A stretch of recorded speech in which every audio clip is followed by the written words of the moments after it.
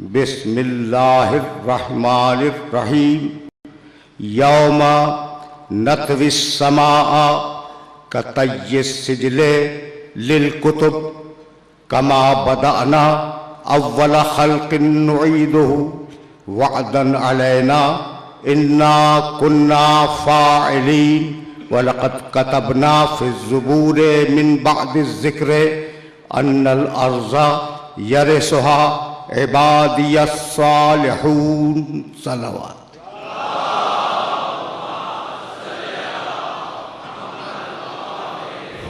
نعرہ حیدری۔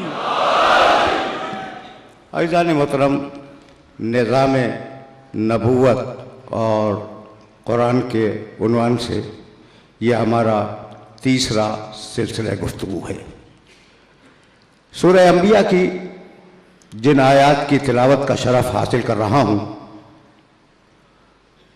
ان آیات میں پروردگار عالم نے ارشاد فرمایا یوم نطوی السماء کطی السجل للکتب، ہم قیامت کے دن آسمانوں کو اس طریقے سے لپیٹ کر رکھ دیں گے جیسے لمبے لمبے کاغذ توماروں میں لپیٹے جاتے ہیں۔ کما بدأنا اول خلق نعیدہ، ہم نے تخلیق کا جیسے آغاز کیا تھا تخلیق کو دوبارہ اسی مرحلے تک پلٹا کے لے جائیں گے۔ وعدا علینا، یہ ہمارا وعدہ ہے، انا کنا فاعلین، اور یہ ہم کر کے رہیں گے۔ وَلَقَدْ كَتَبْنَا فِي الزُّبُورِ مِن بَعْدِ الذِّكْرِ، ہم نے توریت کے بعد زبور میں یہ لکھ دیا تھا کہ أَنَّ الْأَرْضَ يَرِثُهَا عِبَادِيَ الصَّالِحُونَ، کہ اس زمین کے، میری اس زمین کے وارث میرے صالح بندے ہوں گے، کوئی اور نہیں ہوگا۔ یوم نطوی السماء کطی السجل للکتب، ظاہر ہے کہ موضوع کے تقاضوں کو پورا ہونا ہے۔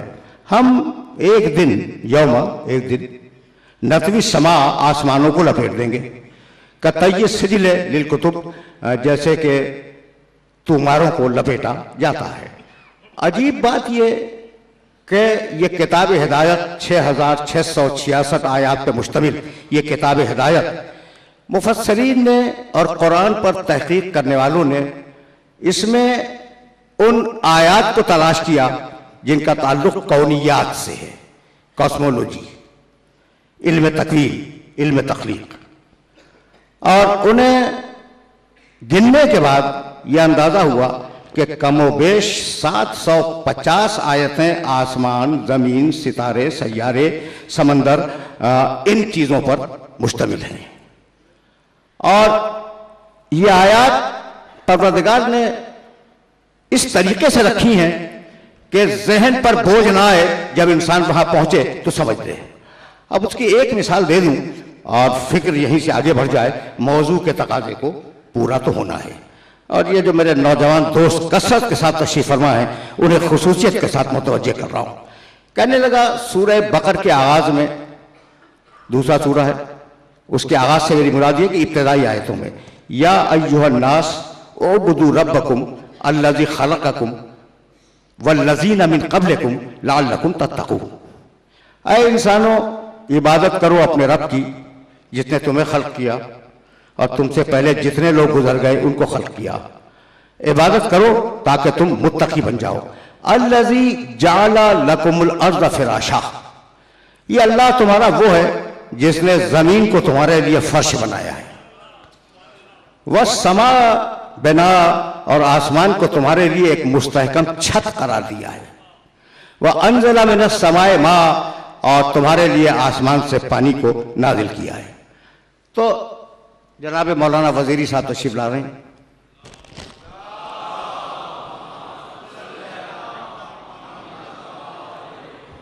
بآواز بلند نعرہ صلوات۔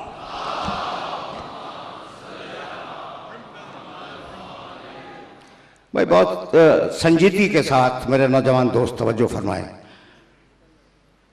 اللہ نے زمین کو تمہارے لیے فرش بنایا، آسمان کو تمہارے لیے مستحکم چھت قرار دیا، اور تمہاری بقا کے لیے اور تمہارے وجود کے لیے آسمان سے پانی نازل کیا۔ عجیب بات یہ ہے کہ گفتگو تھی عبادت کی اور درمیان میں اس نے کائنات کے سلسلے میں گفتگو شروع کر دی. تو قرآن کا مزاج یہی ہے کہ اس نے کوئی ایک مکمل سورہ یا کوئی مسلسل گفتگو کونیات پہ نہیں کی. کونیات سے مراد کاسمولوجی، علم کائنات. مسلسل گفتگو نہیں کی، درمیان میں رکھتا چلا گیا تاکہ انسانی ذہن اسے پک اپ کرتا رہے اور اسے سمجھنے کی کوشش کرتا رہے. 750 آیات کم و بیش پائی جاتی ہیں کائنات کی تخلیق اور کائنات کے مظاہر پر جو مختلف مقامات پر قرآن مجید میں موجود ہیں. عجیب بات یہ ہے کہ ایک تھیوری ہے 20ویں صدی کی جس کا نام ہے بگ بینگ تھیوری. جانتے ہوں گے، پڑھے لکھے لوگ جانتے ہوں گے بگ بینگ تھیوری. یعنی ایک دھماکہ ہوا اور کائنات بن گئی. ٹھیک، اب تم ایک بات سنو، نوجوان دوستوں سے کہہ رہا ہوں کہ تمہاری جو گنتی ہے وہ گنتی کیا ہے؟ اکائی. اب یہ مجبوری ہے میری کہ میں موضوع کو روک کے گنتی سمجھا رہا ہوں. اکائی، دہائی، سینکڑا، ہزار، لاکھ، کروڑ، ارب، سنکھ، مہا سنکھ. یہ میں نے ٹھیٹ اردو میں گنتی بتا دی تمہیں، انگریزی میں کچھ اور کہلاتی ہے. کچھ سمجھ میں آیا یہ سنکھ اور مہا سنکھ کیا ہے؟ یعنی دہائی گزری، سینکڑا گزرا، ہزار گزر گئے، لاکھ گزر گئے، کروڑ گزر گیا، ارب گزر گیا، اور اس کے بعد سنکھ اور پھر مہا سنکھ. یعنی یہ گنتی کی وہ انتہا ہے جہاں صفر ختم ہو جائیں اور حساب کا سانس رک جائے.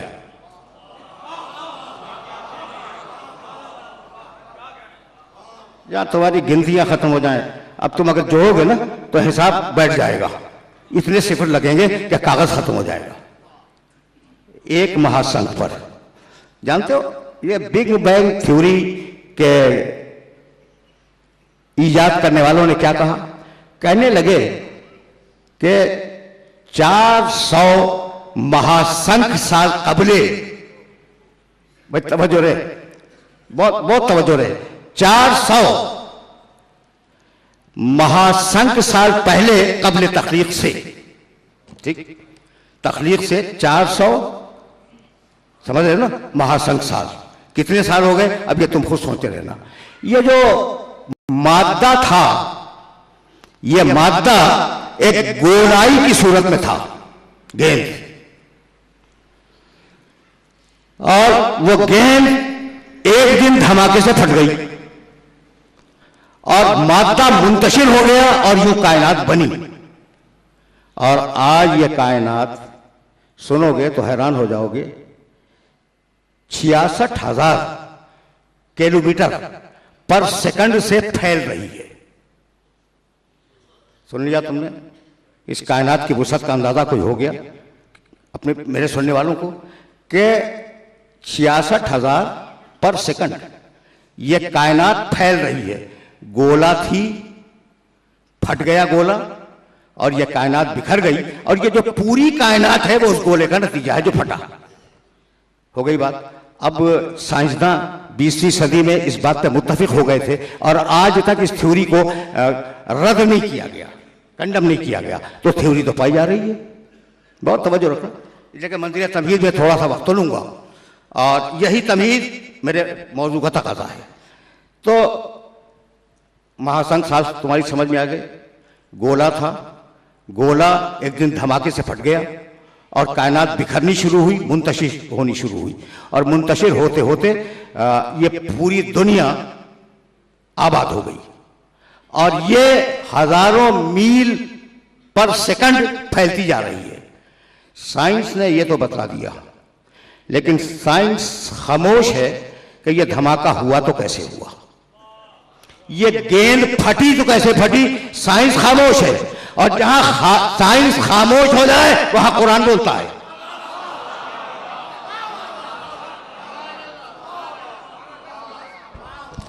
جہاں سائنسدانوں کے دماغ تھک جائیں وہاں قرآن بولتا ہے. جاؤ دیکھو قرآن میں یہ آیے مبارکہ موجود ہے یا نہیں. جس سورہ مبارکہ کی آیات सरनामे कलाम में तिलावत कर रहा हूँ, सूरह अंबिया 21वां सूरा, उसी सूरह मुबारका की एक आयत तुम्हारी खिदमत में हदिया करना चाह रहा हूँ। अवलम यरल लज़ीना कफरू, ये काफिर देखते क्यों नहीं कि कानतिस समावात वल अर्द रतकन फफतकनाहुमा, ये रत्क थे, हमने इनका फतक कर दिया। अब दो लफ्ज़ दिया कुरान ने, रत्क फतक, बहुत तवज्जो रखना, रे ते काफ रत्क, इज्तिमा मुज्तमा होना, इज्तिमाई सूरत में होना, फतक फट के बिखर जाना। ये काफिर देखते क्यों नहीं कि ये कायनात मुज्तमा थी और हमने उसे फाड़ कर बिखेर दिया।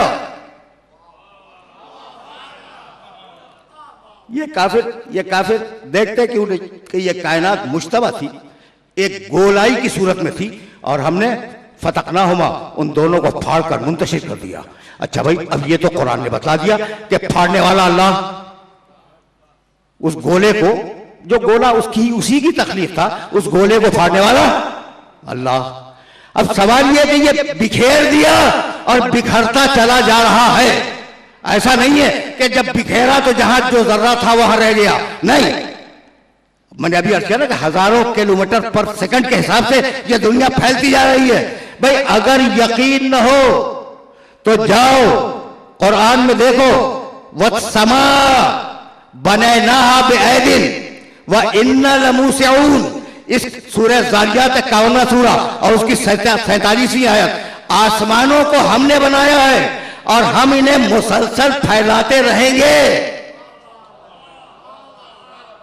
आसमानों को हमने खल्क किया है अपनी कुव्वत से, बनैनाहा बिऐदिन, अपनी तवानाई से, जाती तवानाई से हमने इसे खल्क किया है और हम इसे वुसअत देते चले जाएंगे। तो अब दोनों सवालों के जवाब कुरान मजीद ने दे दिए। तो अब इससे और उन आयात से जो मैं मुसलसल पढ़ रहा हूं, नतीजा ये निकला कि ये कायनात बेमसरफ नहीं है, इसका एक निजाम है। इस निजाम को परवरदिगार एक मंसूबे के तहत चला रहा है। अगर यहां तक मेरे साथ आ गए तो मेरे नौजवान दोस्तों, पूरी संजीदगी के साथ मेरे इस जुमले को सुनना जो तुम्हारी खिदमत में हदिया करना चाह रहा हूं मैं। तो कायनात खिलकत है, एक मंसूबे के तहत है, वो उलूही मंसूबा हमें समझना है और इसी समझने के लिए कुरान मजीद नाजिल हुआ, अंबिया है कि वो मंसूबा तुम्हारी समझ में आ जाए। तो अब आयात से हटकर एक जुमला कहना चाह रहा हूं कि भाई कोई खालिक है, वरना तखलीक नहीं हो सकती। खालिक है तौहीद, जो चीज बनी है वो एतदाल पे बनी है, अदल।